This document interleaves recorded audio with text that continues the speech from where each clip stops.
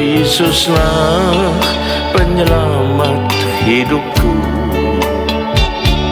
lepaskanku dari belenggu dosa.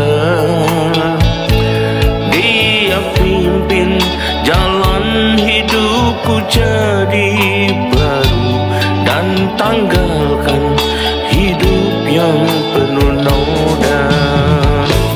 Yesuslah penyelamat hidupku, lepaskanku dari belenggu dosa. Dia pimpin jalan hidupku jadi baru, dan tanggalkan hidup yang penuh noda. Engkaulah jalan kebenaran dan hidup, untuk dapat sampai kepada Bapa. Ku sembah dan ku muliakan namamu, Yesuslah Tuhan dan Rajaku.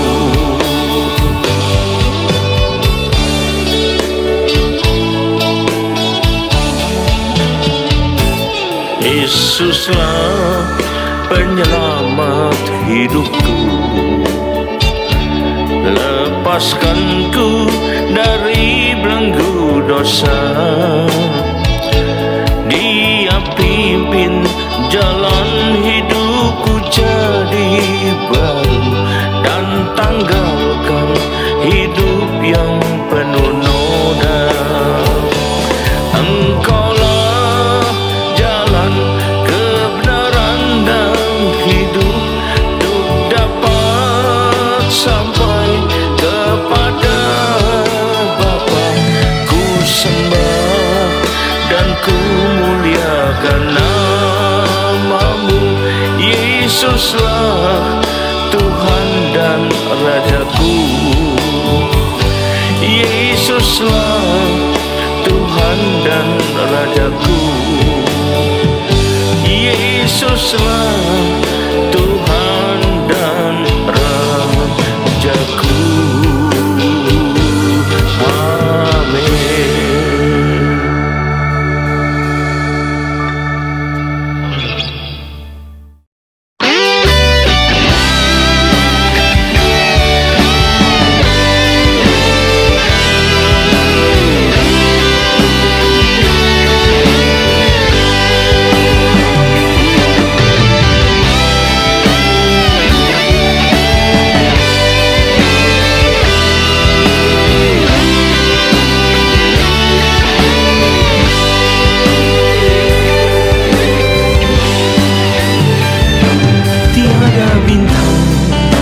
Lebih indah darimu, tiada permata cemerlang sepertimu.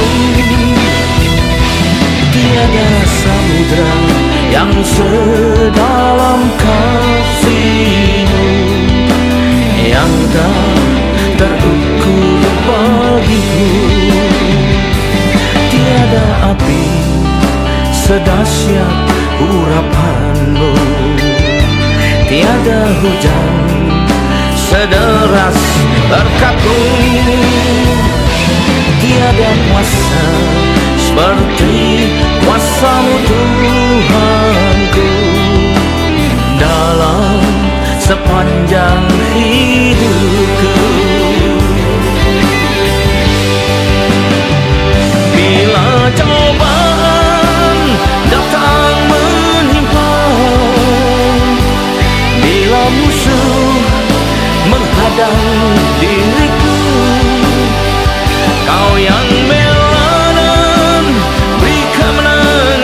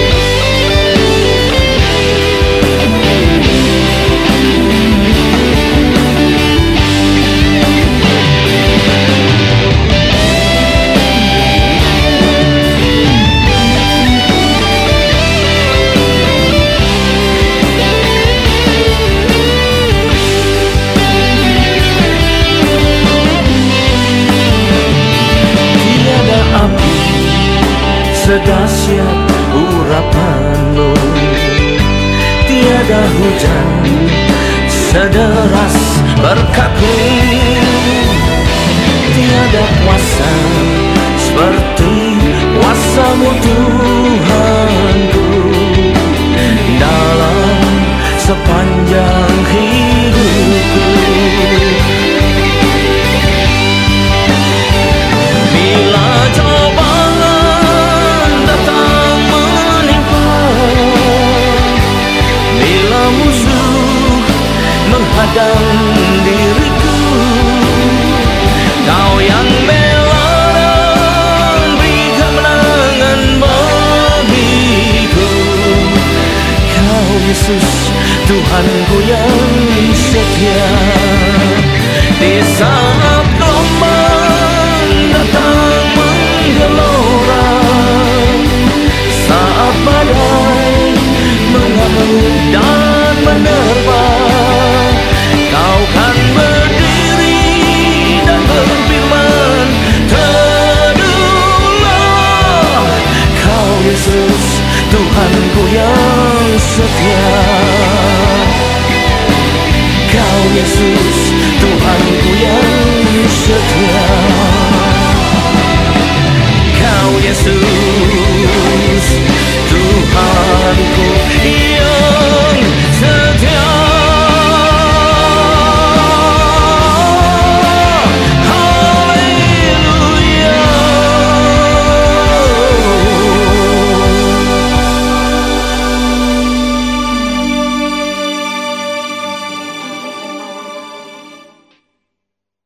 Shalom, selamat berjumpa kembali saudara-saudara kasih Tuhan. Mari kita persiapkan diri kita untuk masuk dan terima firman Tuhan. Marilah kita berdoa terlebih dulu.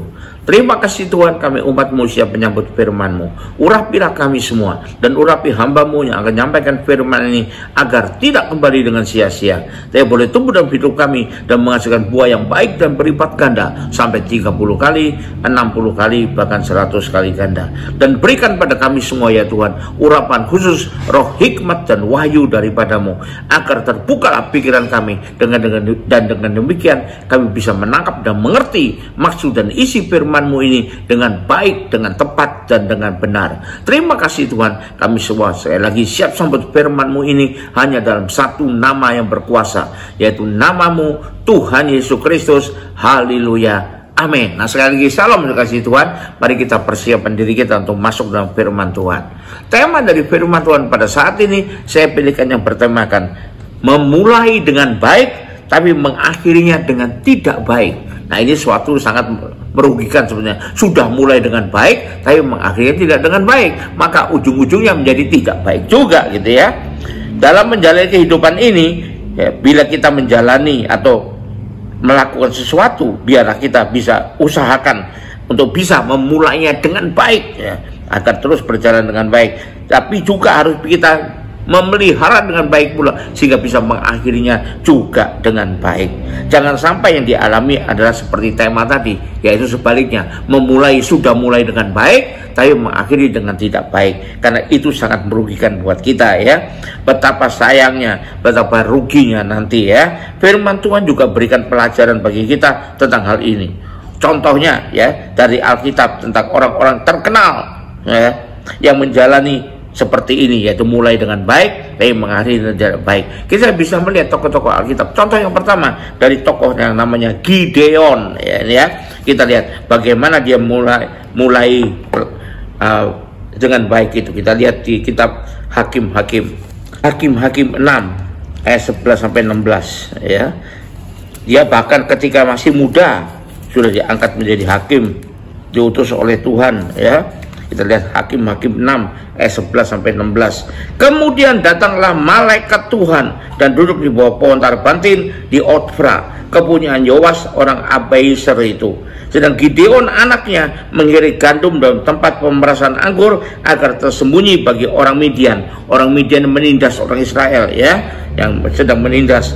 Malaikat Tuhan menampakkan diri kepadanya dan berfirman kepadanya, demikian, Tuhan nyertai engkau ya pahlawan yang gagah berani.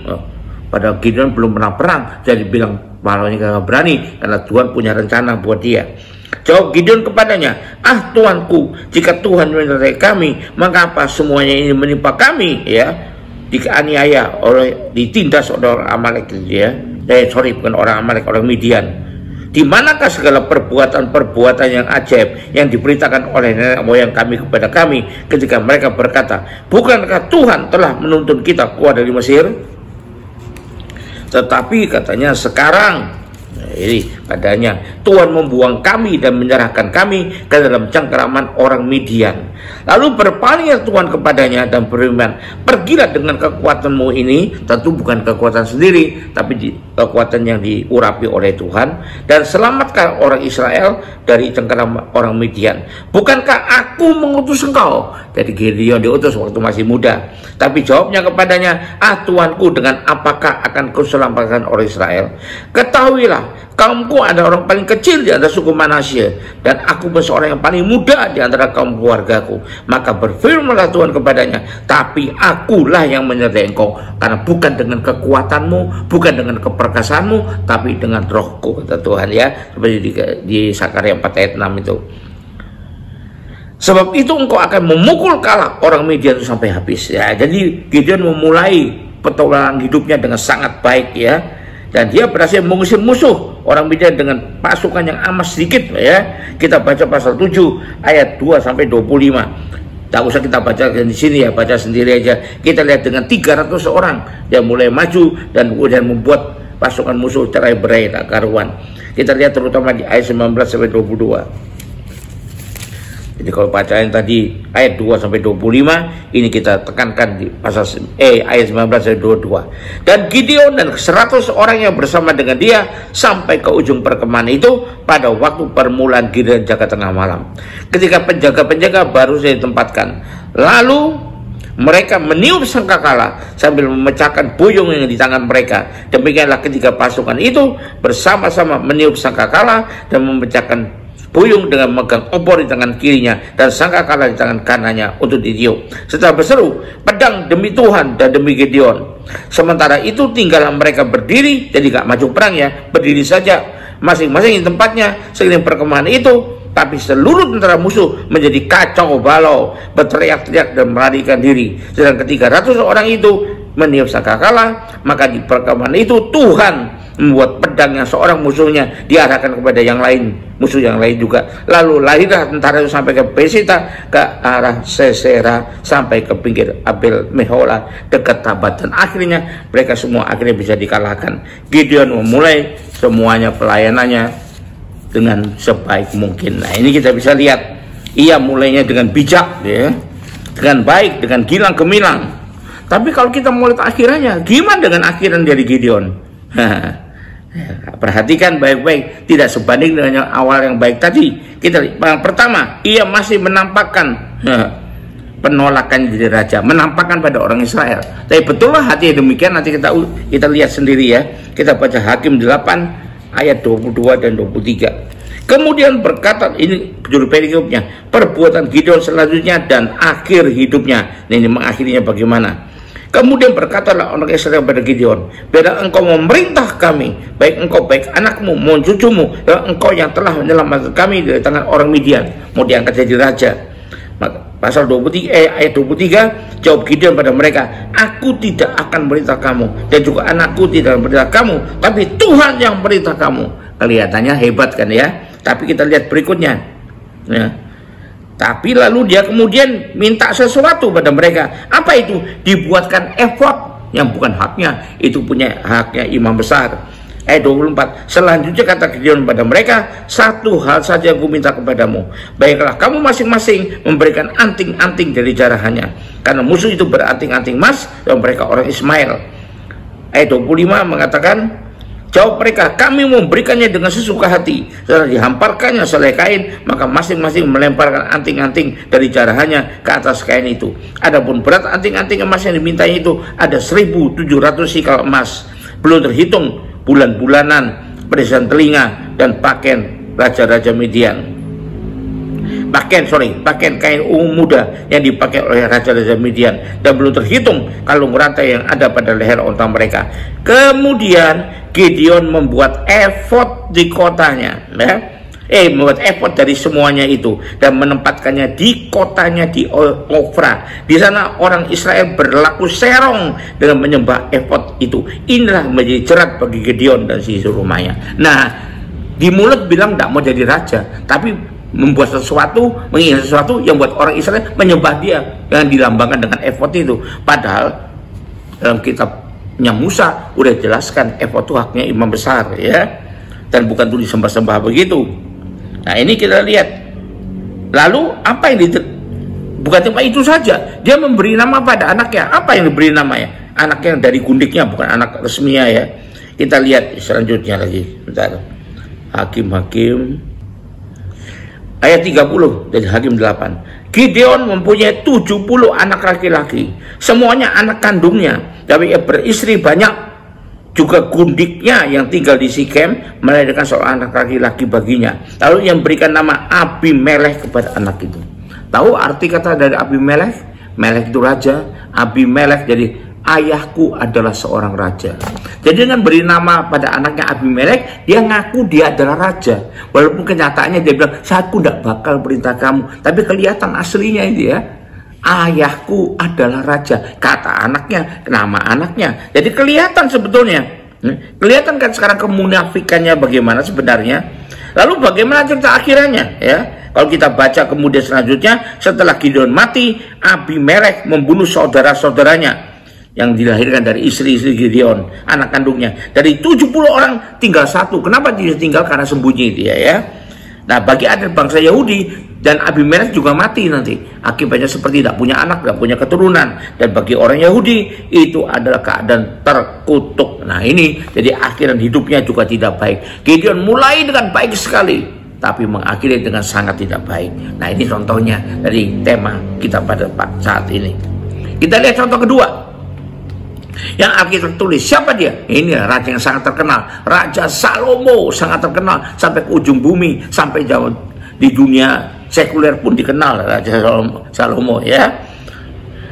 Pada masa awalnya, pada awal masa mudanya, muda bukan betul-betul anak muda remaja itu, bukan, ya, tapi pasti pemuda. Salomo itu dikasihi Tuhan, diperkenan Tuhan, diberkati Tuhan, dikarunia dengan luar biasa. Mari kita baca pertama 1 Raja 1 ayat 36 sampai 37. Ini diawali dengan baik. 1 Raja 1 ayat 36 sampai 37. Lalu Benaya bin Yoyada menjawab raja, amin. Demikianlah firman Tuhan Allah Tuanku Raja. Seperti Tuhan menyertai Tuanku Raja, demikianlah kiranya ia menyertai Salomo, sehingga semoga ia membuat tahta Salomo lebih agung dari tahta Tuanku Raja Daud, ya. Dan itu sepertinya tercapai, ya. Dan kita baca lagi 1 Raja 3 pasal 3 ayat 5 sampai 14. Di Gibeon itu Tuhan menampakkan diri kepada Salomo dalam mimpi waktu malam. Berfirmanlah Allah, saking berkenannya pada Salomo, mintalah apa yang hendak kuberikan kepadamu. Lalu Salomo berkata, engkaulah yang telah menunjukkan kasih setiamu yang besar kepada hambamu Daud ayahku, sampai hidup di hadapanmu dengan setia, benar dan jujur engkau. Dan engkau yang telah menjamin kepadanya kasih setia yang besar, dan dengan memberikan kepada seorang anak yang duduk di tahtanya seperti pada hari ini.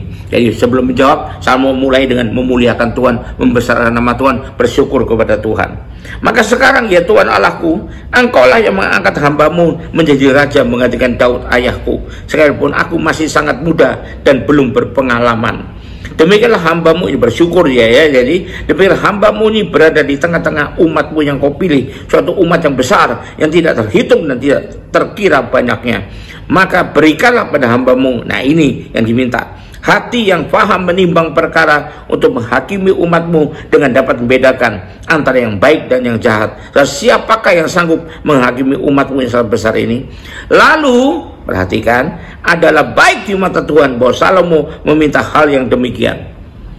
Jadi berfirmanlah Allah kepadanya, oleh karena engkau telah meminta hal yang demikian dan tidak meminta umur panjang atau kekayaan atau nyawa musuhmu, melainkan pengertian untuk memutuskan hukum, maka sesungguhnya aku melakukan sesuai dengan permintaanmu. Artinya dikabulkan itu. Sesungguhnya aku berikan kepadamu hati yang penuh hikmat dan pengertian, sehingga sebelum engkau tidak ada seorang pun seperti engkau pinternya, kasarnya gitu, ya. Dan sudah engkau takkan bangkit seorang pun seperti engkau. Jadi sepanjang sejarah engkaulah orang paling pintar di dunia ini, ya. Dan juga apa yang tidak kau minta, kita minta apa yang aku berikan padamu, baik itu kekayaan maupun kemuliaan, sehingga sepanjang umurmu tak akan ada seorang pun seperti engkau di antara raja-raja. Jika engkau hidup, nah ada persyaratannya tapinya, dan jika engkau hidup menurut segala jalan yang kutunjukkan dan tetap mengikuti segala ketetapan dan perintahku sama seperti ayahmu Daud, maka aku akan memperpanjang umurmu. Nah, kita lihat ya. Berikutnya kita baca pasal 4 1 Raja ini ayat 20 dan 21. Kita lihat itu bagaimana awalnya Salomo. Ayat 20-21. Orang Yehuda dan orang Israel jumlahnya seperti pasir tepi laut. Mereka makan dan minum serta bersukaria. Maka Salomo berkuasa atas segala kerajaan, mulai dari sungai Efrat sampai negeri orang Filistin dan sampai tabal batas Mesir. Mereka menyampaikan upeti dan tetap takluk pada Salomo seumur hidupnya. Waduh, paling ditinggikan ini ya. Kita baca lagi 1 Raja 9 ayat 1 sampai 5. 1 Raja 9 ayat 1 sampai 5. Ketika Salomo selesai mendirikan rumah Tuhan dan istana raja dan membuat segala yang diinginkannya, maka Tuhan menampakkan diri kepada Salomo untuk kedua kalinya, seperti ia sudah menampakkan diri kepada di Gibeon. Firman Tuhan kepadanya, telah ku dengar doa dan permohonanmu yang kau sampaikan ke hadapanku. Aku telah menguduskan rumah yang kau dirikan ini untuk membuat namaku tinggal di situ sampai selama-lamanya. Maka mataku dan hatiku akan ada di situ sepanjang masa. Artinya perhatianku mengenai engkau, jika kau hidup di hadapanku sama seperti Daud ayahmu, dengan tulus hati dan dengan benar, dan berbuat sesuai dengan apa yang segala yang kuperintah padamu, dan jika engkau tetap mengikuti segala ketetapan dan peraturanku, maka aku akan meneguhkan tata kerajaanmu atas Israel untuk selama-lamanya, seperti yang telah kujanjikan kepada Daud ayahmu dengan berkata, keturunanmu takkan terputus dari tata kerajaan Israel. Nah, lihat begitu hebatnya ya, Salomo mengawali semuanya dengan begitu baik. Terakhir untuk poin pertama ini kita baca di 1 Raja 10 ayat ke-23 sampai 25. Nah, ini perhatikan nih betapa hebatnya ya. Raja Salomo melebihi semua raja di bumi dalam hal kekayaan dan hikmat. Tidak ada yang menandingi dia. Tidak tahu IQ-nya 250 atau berapa itu ya. Seluruh bumi berikhtiar menghadap Salomo, berikhtiar, berusaha, berupaya untuk menyaksikan hebat yang ditaruh Allah dalam hatinya. Seluruh bumi loh ya, termasuk raja-raja di dunia ini. Mereka datang masing-masing membawa persembahannya, menaklukkan dirinya, yakni barang-barang perak dan barang-barang emas, pakaian, senjata, rempah-rempah, dan bagal. Dan begitulah tahun demi tahun ya, sampai pada waktu akhirnya waktu Salomo sudah berubah. Jadi begitu kemuliaan Salomo ya, kita melihat. Tapi bagaimana akhirnya dong? Nah, akhirnya sungguh mengenaskan. Kita lihat di 1 Raja 11. Judul perikopnya, Salomo jatuh ke dalam penyembahan berhala. Lah, waduh, kok kontras benar ya. Inilah saya katakan tadi. Adapun Raja Salomo mencintai banyak perempuan asing, padahal firman Tuhan yang disampaikan Musa mengatakan jangan menikah dengan perempuan asing, tapi dia menuruti hawa nafsunya saja. Di samping anak Firaun, ia mencintai perempuan-perempuan Moab, Amon, Edom, Sidon, dan Het. Padahal tentang bangsa-bangsa itu Tuhan telah berfirman pada orang Israel, janganlah kamu bergaul dengan mereka, dan mereka pun janganlah bergaul dengan kamu. Sesungguhnya mereka akan mencondongkan hatimu kepada Allah-Allah mereka. Yaitu, maka hati Salomo telah terpotong pada mereka dengan cinta. Ini jatuh cinta, lupa segalanya. Nah ini, ia mempunyai 700 istri dari kaum bangsawan dan 300 gundik. Istri-istrinya itu menarik hatinya daripada Tuhan, lebih cinta istrinya daripada Tuhan, lebih nuruti hawa nafsu kedagingannya daripada rohaninya ya. Sebab pada waktu Salomo sudah tua, nah ini masa tuanya, istri-istrinya itu telah mencondongkan hatinya kepada Allah lain. Jadi Salomo hatinya condong pada Allah lain demi cinta pada istri, pada gundik, sehingga ia tidak dengan sepenuh hati berpaut kepada Tuhan Allahnya seperti Daud ayahnya. Demikian Salomo mengikuti Astoret, dewi orang Sidon, mengikuti Milkom, dewa kejijikan sembahan orang Amon. Nah ini, dan Salomo melakukan apa yang jahat di mata Tuhan, dan ia tidak dengan sepenuh hati mengikuti Tuhan seperti Daud ayahnya. Pada waktu itu Salomo mendirikan bukit pengorbanan bagi Kamos dewa kejijikan sembahan orang Moab di gunung di sebelah timur Yerusalem, dan bagi Moloch dewa kejijikan sembahan Bani Amon. Demikian juga dilakukannya bagi semua istrinya, orang-orang asing itu yang mempersembahkan korban ukupan dan korban sembilan pada Allah-Allah mereka. Sebab itu Tuhan menunjukkan murkanya kepada Salomo, hati yang telah menyimpang daripada Tuhan Allah Israel, yang telah 2 kali menampakkan diri kepadanya. Bukannya tidak pernah punya perjumpaan pribadi loh ya, private encounter-nya ada, bahkan menghasilkan berkat yang luar biasa. Jadi yang telah memerintahkan kepadanya dalam hal ini supaya jangan mengikuti Allah-Allah lain, akan tetapi ia tidak berpegang pada yang diperintahkan Tuhan, malah berpegang pada yaitu tadi rasa cinta, rasa hawa nafsunya pada istri-istri gundik-gundiknya saja. Lalu berfirmanlah Tuhan pada Salomo, oleh karena begitu kelakuanmu, yaitu engkau tidak berpegang pada perjanjian dan segala ketetapanku yang telah kuperintah padamu, maka sesungguhnya aku akan mengoyakkan kerajaan itu daripadamu dan akan berikannya kepada hambamu. Hanya pada waktu kehidupanmu ini aku belum mau melakukannya. Beri kesempatan sama Tuhan. Kenapa? Oleh karena mengingat Daud ayahmu, ya, dan karena itu dari tangan anakmu lah aku akan mengoyakkannya. Namun demikian kerajaan itu tidak seluruhnya aku koyakkan daripadanya. Satu suku akan kuberikan kepada anakmu oleh karena hambaku Daud. Semua karena hamba Daud. Karena Daud orang yang diberkenan Tuhan. Jadi kalau kita berbuat yang berkenan pada Tuhan, maka berkat Tuhan itu bisa sampai ke anak cucu kita, ya. Dan oleh karena Yerusalem telah kupilih. Nah, kita lihat saja. Bahkan Tuhan berikutnya membangkitkan lawan-lawan bagi Salomo. Selama dia masih di awal yang baik, tidak ada yang berani melawan dia. Bukan karena dia gagah perkasa, pasukannya hebat sekali, bukan, karena Tuhan yang meninggikan dia. Jadi begitu dia mengakhiri dengan tidak baik, maka bangkitlah orang-orang melawan dia, dan kemudian kerajaan akhirnya menjadi pecah.